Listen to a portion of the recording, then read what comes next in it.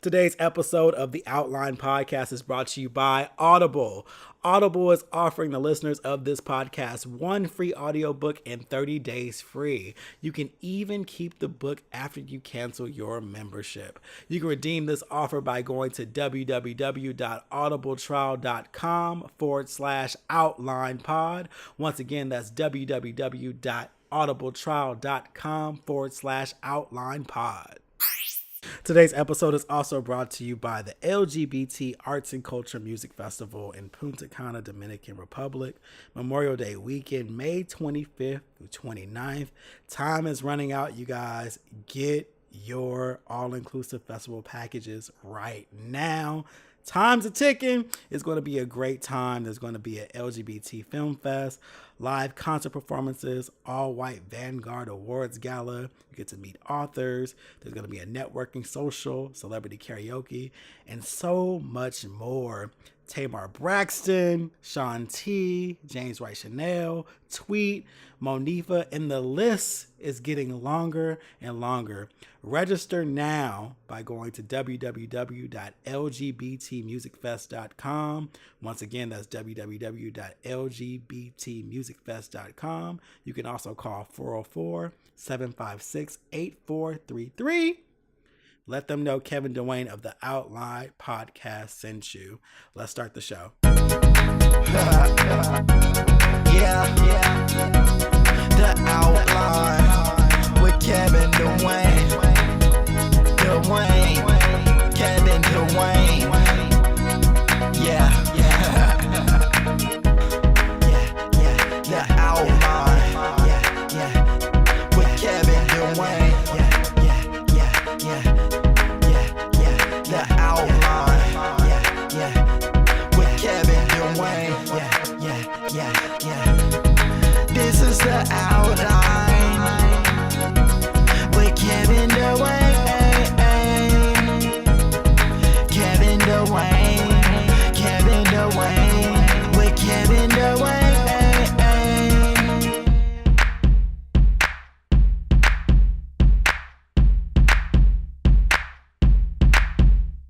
Yo, what's up? This is the Outline Podcast, and I'm your host, Kevin Dwayne.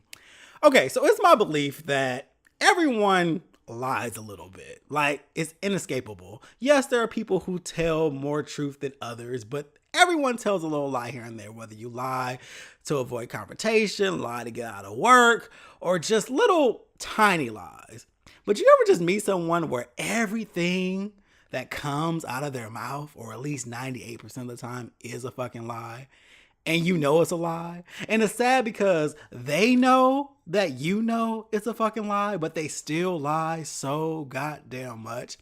There was this guy that I don't really talk to anymore, but we used to talk, and I knew he was lying because everything he would say was on some grand shit. Like, everything was just explosive, everything was amazing, everything was grandeur, everything was just on 100, but 100 wasn't what he presented himself as. Like, this nigga was like borrowing his uncle's car, and that car was broke down as fuck. He was homeless. He was living like house to house, but it seems like all his activities were just the grandest shit. But it got down to like the stupidest things. Like, oh yeah, well, you know, I only go to this one McDonald's every morning to get my coffee because it's like the best McDonald's in the county. Like, they got all these awards. Like, nigga, how the fuck do you know? Like, who the fuck is going through a drive-through and surveying where the fuck the fast food location is ranking in the region or the county or whatever? Who the fuck does that with your lying ass? Like, it's always some shit like that. Hey, you want to hang out tonight? Nah, I ain't gonna be able to hang out tonight. I'm going to this little art gala with my homegirl. You know, we got a little VIP access. There's gonna be, you know, bottle service and shit. We're gonna have a little, you know, champagne and stuff like that. I'm like, oh, okay. Like, just volunteering lies and shit like that. The best one was, we were chilling and he was talking about, this weekend, you know, I'm heading out to Vegas.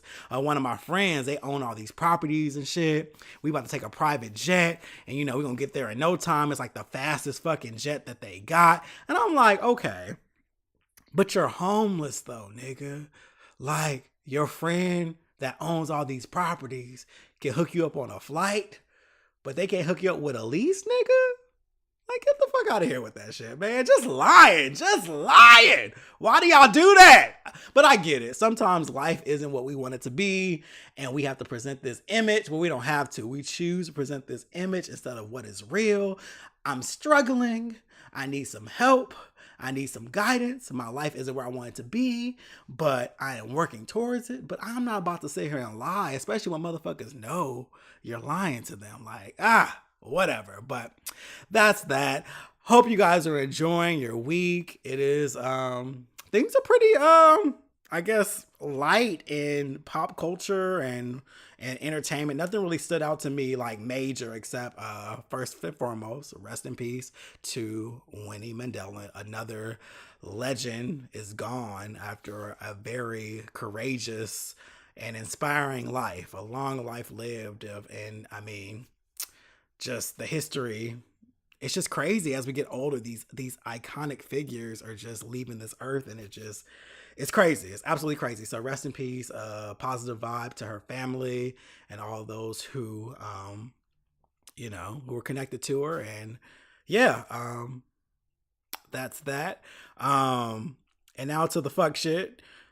Number one, positive, Cardi B. I just saw the Bartier Cardi video before recording this podcast. It was cute, very cute. You can see the budget stepped up from Bodak Yellow. Very cute video, very cute concept. All I know is she had naked men in it. Well, it was more or less like men in their drawers, and it seemed like they were all kind of like, I only watched the video once, so I might be wrong, but it seems like they were kind of under mind control. They all had a Cardi B tattoo on their neck, and they all had on these tight spandex shorts with all type of bulge and booty and shit. I'm like, okay, I'm here for this, Cardi. I appreciate you. Her album is actually coming out this Friday, Invasion of Privacy. She released a song called Be Careful last week. The song itself, lyrically, I like it. Because I feel like she's speaking on her relationship with Offset. It sounds like she's saying like, listen, like, nigga, you doing a lot of foul ass shit, but nigga, I'm the one out here right now. You don't want to fuck this up. And I dig it. It was her don't hurt yourself moment. You know, she was having a lemonade moment with Be Careful. But I don't know. Something about the delivery of the song is kind of Fisher Price to me. I don't know. It just seems real childish, but the lyrics, I get it. I feel her on that level, but just the song itself, I'm just like, I like it because it's you, but I want to hear the rest of the album. I want to hear what else you're giving, because that song itself is just like, it's whatever to me. But she's going to be on SNL with Chadwick Boseman this weekend. That is about to be a hype ass episode. Apparently it's buzzing that it's going to be hella funny. There's going to be hella like skits and things between the two, and she's gonna be performing twice, and it's just, I'm really happy for her glow up. And on Monday, she's going to be the first ever co-host of the Jimmy Fallon show. Like, Cardi is winning, and I like it, as I said before, because it goes against people and their crazy ass respectability politics. Like, it's time we stop using this shit as a way to control people. You have to be a certain way to be on television or be wealthy or to be successful. No, just be yourself, be your authentic self, and she represents that. So shout out to Cardi B. I feel like I know her, but I'm proud of her. I'm happy for her, and I wish her the best, and I can't wait to hear Invasion of Privacy on Friday. I hope there's some bops that I can work out to,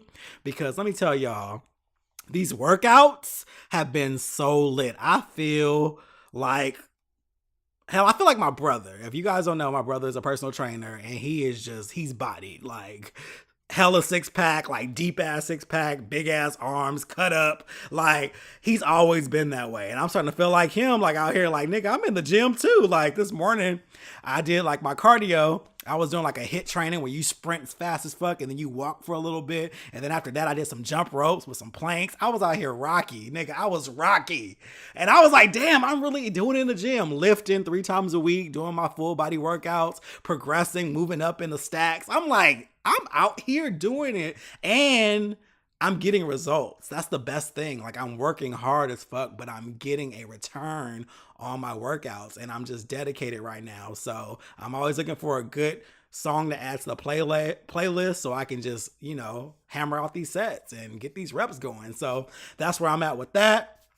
And then the only other thing that popped up in recent news was the thing with Fabulous and Emily. There was a video that leaked. I think TMZ leaked it, and it was him pretty much threatening her, and also her father talking about he had a gun and he had a bullet with his name on it. And then Emily, this is alleged that he's been abusing her for years. Like she lost 2 teeth or some shit from him punching her and shit like that. And I'm never surprised by things like this because, especially with celebrities, well, not even celebrities, with men in general, I think the best way to figure out my opinion is to read Very Smart Brothers this week. Damon Young wrote a piece, and I completely agree with him. It's not so much it's celebrities, it's just men in general. We live in a time period where things are being exposed now, and we're seeing things for what they are. But this shit has been going on since the beginning of time. Like, domestic abuse is nothing new. But I know with celebrities, there's this extra protection because people feel like because they have talent, they can get away with shit. You know, we see it with Bill Cosby. We see it with R. Kelly. We see it with Chris Brown. We see it with now Fabulous. We see it with all these people who have done so many foul things to women, black women, women in general, Nate Parker, whatever. And because of talent and because of our love for them, we give them this pass, and we start trying to victim blame and try to find ways around it. And it's silly, man. It's absolutely silly. And nah, it's trash. I really hope that they separate. I really hope that she doesn't go back to him. I really hope that relationship is done, and I hope he gets whatever help he needs. But I know that shit is so deeply ingrained. I was watching a Hot 97 interview, not even an interview. It was like Ebro and Peter, and they were just talking about when the headline came through. But they were just sharing their stories of, growing up. And Ebro was saying he witnessed that. And he's like, he would never put his hands on his wife.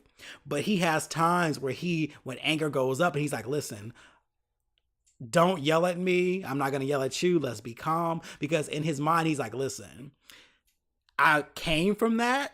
I would never do that, but I never even want to be put in a predicament where you could even pull that type of activity out of me. So let's just not go there. And I was like, damn, that's so crazy. But domestic abuse is very common. I saw the shit growing up, not in my personal household, but I have seen people in my family and shit like that, like, cousins and shit like that, fighting each other and stuff like that. And it's normalized. It is fucking normalized. And we're in a time now where it's being exposed. We're showing it and saying this isn't right. This is not normal behavior, but it takes these stories. But the fact of the matter is, a lot of people who are defending Fabulous because of his talent, they've seen the shit too. And honestly, they probably participate in the same shit, but they just don't value it as bad, which drives me crazy. How do you put your hands on someone and think that's okay? It's not okay. It's never okay. So it's another story, and I really feel bad for Emily because I remember her on Love and Hip Hop. I remember her loving this man so much and leaving him and then going back to him and just wanting him to really choose her and be with her. She has kids by him. He won't marry her. I don't even know if that's even what she wants, but it's just, she needs to get out. Like, there's nothing worse than an abusive man, but an abusive man who is also famous. Nah, that doesn't go. Speaking of that, I thought I didn't have something else. Here's something else. I saw on YouTube some clips from Ayanla Fix My Life with Trina Braxton on it. That was interesting because Gabe pretty much revealed that Trina was abusive to him, mentally, verbally abusive. And it was an interesting kind of revelation because I think because of the image of the Braxtons, we automatically thought Gabe was trash because he cheated, which, I mean, yes, cheating is wrong. We've been over that over and over again. Cheating is wrong. But Gabe on the show was kind of villainized. It was like, oh, Gabe ain't shit. He's a cheater. He's trash. He's that. But then Ayanla, which I'm not a big fan of Ayanla anymore. I feel like she's condescending and she's rude to her guests on the show, like rude as fuck. And I can't rock with it. That's why I stopped watching it. But I was able to stomach this episode on YouTube. Now, she was able to pull that out of Gabe, like, wait a minute, you got some stuff too. And it came out that, he was abused as a child, and he started dating Trina and married her because she represented something that he was familiar with. And that opened up a whole nother kind of story. Like, people have shit, man, that they're not dealing with and that they never uncover. And sometimes you just got to talk it through. So, I mean, I commend Ayanna for that. I don't like her approach. I think it's trash. I think people should just go to therapy and find someone who's just going to be objective and not say statements where they're calling you out and being condescending and laughing at you. Because she does this thing where she'll ask people questions and they'll answer and she'll laugh at them like, and it's so condescending. It makes my blood boil. Like, I would never go on that woman's show. And I used to love Ayanna. I love her books. I like her intentions, but lately in the last couple of seasons, she's condescending as fuck and it's tired, it's whack, and it's not progressive at all. Like, she's just trying to piss people off for ratings. Like, you're not gonna insult me for ratings. Fuck all of that. Just go to a therapist. They'll sit there, they'll talk you through it, and they won't insult you. They won't be condescending. They're trained and have all of the merits to do that, rather than, just being an Oprah's book club. And I guess that is shade, but saw that. But it was an interesting kind of take on the abuse from woman to man. Cause I know a lot of verbally abusive women. I grew up with a lot of them. Like, it's how they attack. It's always below the belt. It's always hard. It's always the rudest thing you could say. It always challenges, your existence, and they'll cut you deep if you let them. So that is that. Well, that's all I got for pop culture, but be right back after this quick message. Hey guys, hope you are enjoying this episode of the Outline Podcast. This show is brought to you by Sudio. Sudio wants to revolutionize the way people see headphones as not just a tech device, but also an accessory. Currently, the headphones market can offer you one of two things: style or tech. Fashionable headphones tend to lack the proper sound quality, and high-tech variations are bulky and not design-oriented. Sudio wants to bridge that gap.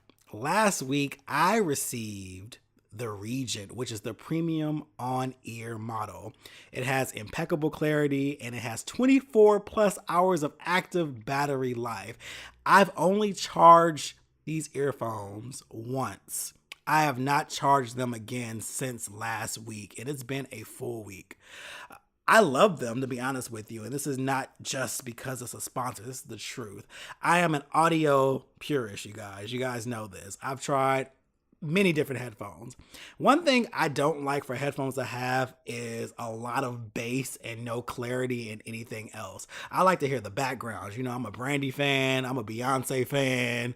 I like Shaka. I like Anita. I like to hear the instruments. I like to hear those backgrounds. I want to hear the little minor tunes. I want to hear all of that.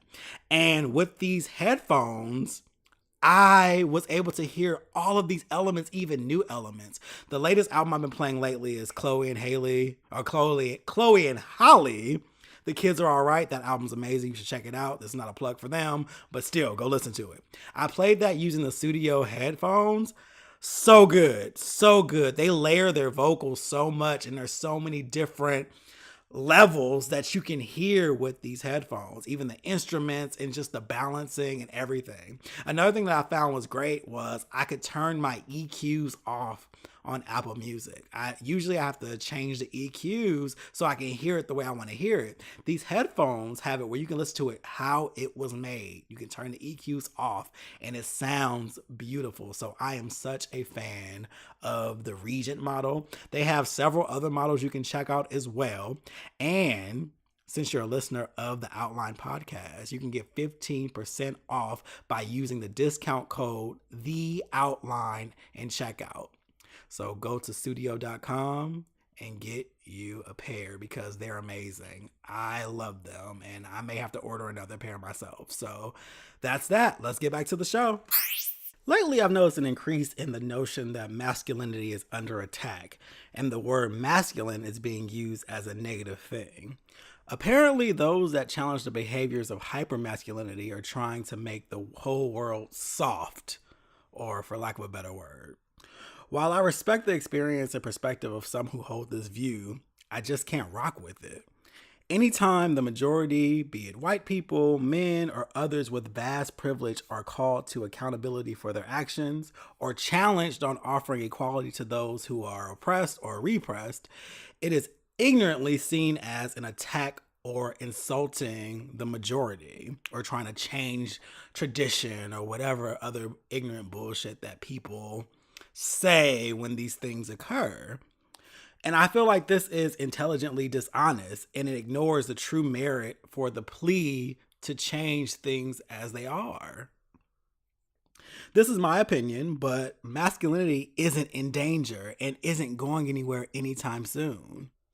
What is in danger are the toxic behaviors that cause others to be abused, both physically and mentally. It's still very much a man's world, so no one is going to attack you for being stereotypical in your actions or wherever the fuck you're doing. We do still live in a world that despises femininity. Women are being abused, paid unfairly, and often reduced to sexual possessions. Gay and trans people are constantly having their rights on the chopping block and being killed without even a blink of an eye. So no one really cares that you want to do push-ups all day, watch football, mac bitches, or piss in public, bro. Like, no one cares about that. No one's trying to take that away from you. What we do care about is how you treat women, gay and trans people, and even other men who don't posture in the way you deem acceptable as masculine enough, because they're a part of this equation as well, you know? And this isn't limited to straight men either. As we know, gay men, our online profiles are filled with statements like no fats, no femmes, and I need someone who acts like a man and don't be no bitch. The crazy thing is, They failed to realize that the operative word in that statement, it says someone who acts like a man. It's fucking acting. That means it's not even real. It's acting. It's gotten to the point that people aren't natural. They're just not natural in their dispositions. Many are putting on a show because that's what they feel will be approved by the masses. But this is silly because we know the goalposts for masculinity and femininity are often adjusted and moved to suit the needs of the surveyor. It's just time that people start having honest conversations about their issues with femininity. And this includes myself. Interesting tidbit about me, and I was talking to someone about this recently, and I let them know, and I'm going to be transparent here. For the longest time, I would be triggered by the word cis, S-I-S. I hate it. I hate it. Lots of gay men call each other cis, and it drives me fucking insane. I don't know what it is about that word, but I just hate being called cis. I hate it, hate it, hate it. Funny thing is, me and my friend call each other girl and bitch and all that all the time. It's how we talk, but it's also a camaraderie between us. But none of us call each other cis. It's something about cis that sounds so condescending to me. And I only hear people say cis when they're insulting you, where it's like, oh, calm down, sis. Oh, get out your feelings, sis. Oh, it's no shade, sis. It makes me cringe, and I'm still working through that. But I had to challenge myself, though, because I'm like, why is it that this word bothers me so much? Is there something about the feminine aspect of it that I need to work through? Is there an issue that I have with femininity that's causing me to act this way? But then I was like, well, maybe it's just that word. Because like I said, me and my friends will say, oh girl, oh child, oh bitch, like whatever, our close friends. I do know I don't like people who aren't friends with me calling me anything but my name, because we're not friends. So why exactly are you speaking to me in that way? It's just too comfortable, I think. You shouldn't be that comfortable to speak to me that way.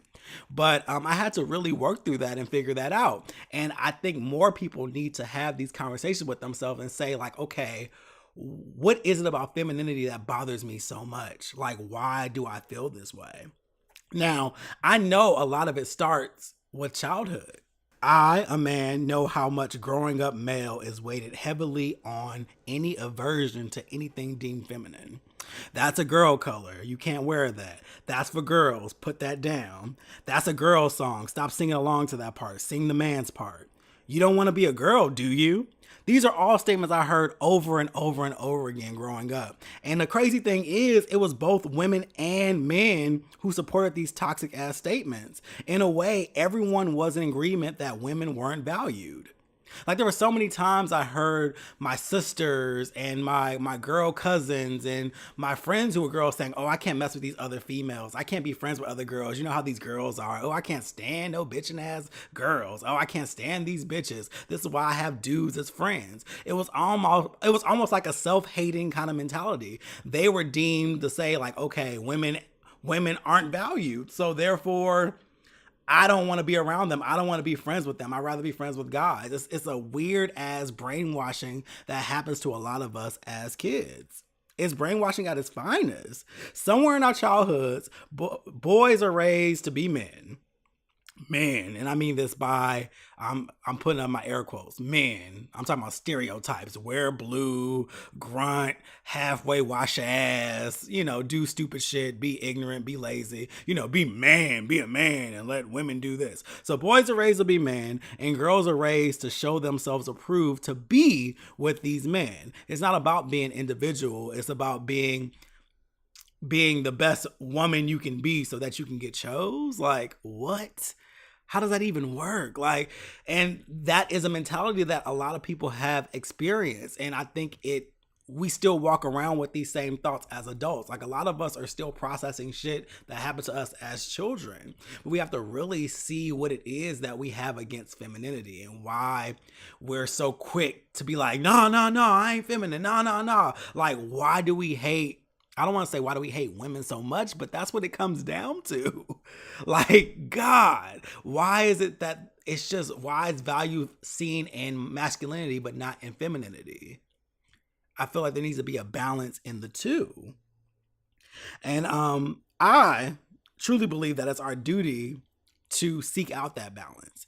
I think the reason it takes a village to raise a child is because we should be exposed to different energies, both masculine and feminine. This is beyond gender. We need both energies to survive this life. There are times where men and women need to show aggression and strength. There are times where men and women need to show compassion, be understanding, and submit to someone else. It doesn't have to be another man, it doesn't have to be another woman, but there's times we have to be humble and fall back. And that has nothing to do with what goes on between your legs. It has nothing to do with your genitals at all. It's just life. And I think the best way to navigate this life is to have a mixture of the two. There are times when you will have to be hard. There are times when you will have to be soft. And it has nothing to do with gender. It's balance. This is why we need multiple people in our lives to show us those energies. It has nothing to do with gay or straight or whatever you want to identify as, because every person will have a time where they have to utilize both parts of themselves. And it's unhealthy to be one way and not the other because you're not in balance. You're simply not in balance. So I, for one, don't like hyper anything. And what I mean by this is when it comes to dating, for example, I'm repelled by hyper masculine, super aggressive alpha men. That shit turns me off because I too am a man and I'm not going to be completely controlled by someone else, but I also can submit as well. You know what I mean? Like it's a balance of it. I don't like it because it lets me know that you have an issue with femininity. You have an issue with submission. You have an issue with humility. You can't be in control 100% of the time. You can't be a leader 100% of the time. There is a time in all of our lives where we have to switch up and move in different directions. So that turns me off. But on the flip side, I'm not a big fan of over-the-top flamboyant guys either. And why I don't like either side is because it doesn't seem authentic.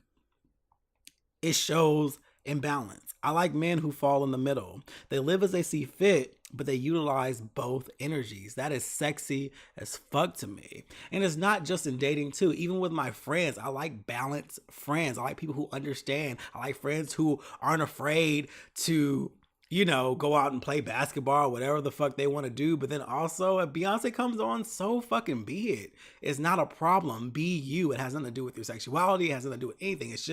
It's how you choose to express yourself.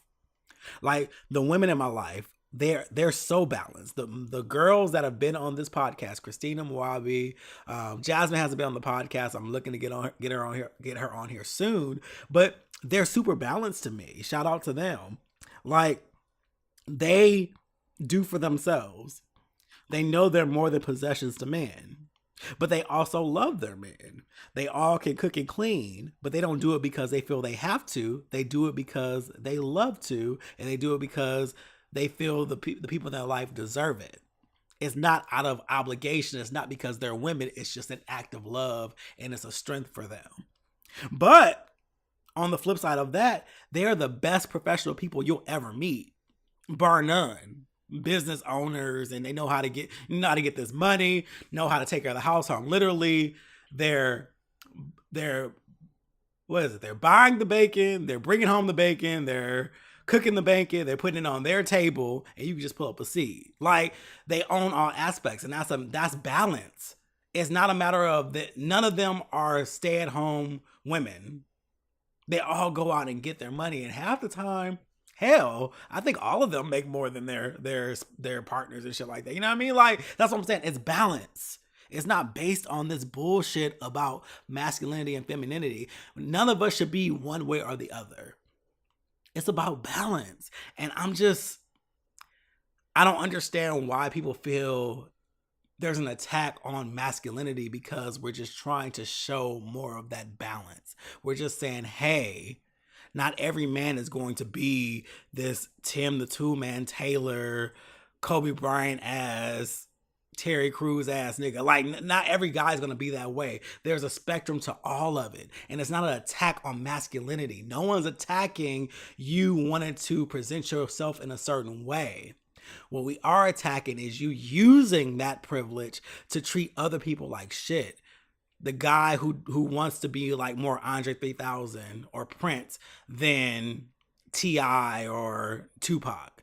You know, like, that's where the problem comes, is when you're using this masculinity, this hyper masculinity, to put other people down and try to put other people in their places and to oppress others. That's the behavior that we're attacking. We're not attacking masculinity. Masculinity is not in danger whatsoever. It never will be in danger. Masculinity is sexy, but femininity is sexy too. And that's all that is happening. That's the progression that we're trying to make. But all in all, it's about balance. There is a seat for everyone, both masculine and feminine. It's not about one existing over the other, but just balancing the two. And that's all I got. I hope you guys enjoyed this episode of the Outline Podcast. Please share this with your friends. Tag me on Instagram, tag me on Twitter, use your favorite quotes using the hashtag The Outline Podcast. That's TheOutlinePodcast. Use the whole hashtag. I've seen some variations, but I want to make sure it's in the same one. Hashtag The Outline Podcast. Make sure you're rating it on Apple Podcasts. Let me use the right phrase for it. We're also on Stitcher, KevinDwayne.com, Google Play Music, TuneIn Radio, Vodal. You get a nice little list there. All right, come up. And SoundCloud, of course. But until then, I will talk to you all next week. Peace out.